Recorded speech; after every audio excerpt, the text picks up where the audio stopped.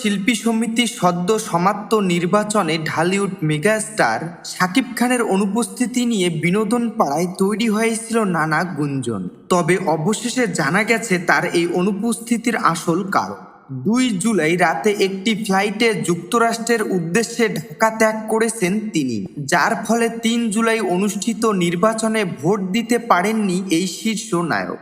মূলত ফুটবল বিশ্বকাপের final match গ্যালারিতে বসে উপভোগ করতেই তার এই ঝটিকা সফর বলে জানা গেছে। শাকিব খানের একটি ঘনিষ্ঠ সূত্র সংবাদ মাধ্যমে দাবি করেছে, টিকিট সংগ্রহ করতে পারলে আগামী 20 জুলাই নিউ জার্সির মেটলাইফ স্টেডিয়ামে উপস্থিত থেকে ফাইনাল ম্যাচ দেখার বড় পরিকল্পনা রয়েছে তার। ঢালিউডের এই মেগাস্টার মূলত আর্জেন্টিনার সমর্থক। প্রিয় দল ফাইনালে পৌঁছাতেই খেলাটি মাঠে বসে উপভোগ করার জন্য মুখিয়ে আছেন তিনি। এদিকে সামাজিক যোগাযোগ মাধ্যমেও ভক্তদের মাঝে তার এই বিশ্বকাপ মিশন নিয়ে চলছে তুমুল চর্চা।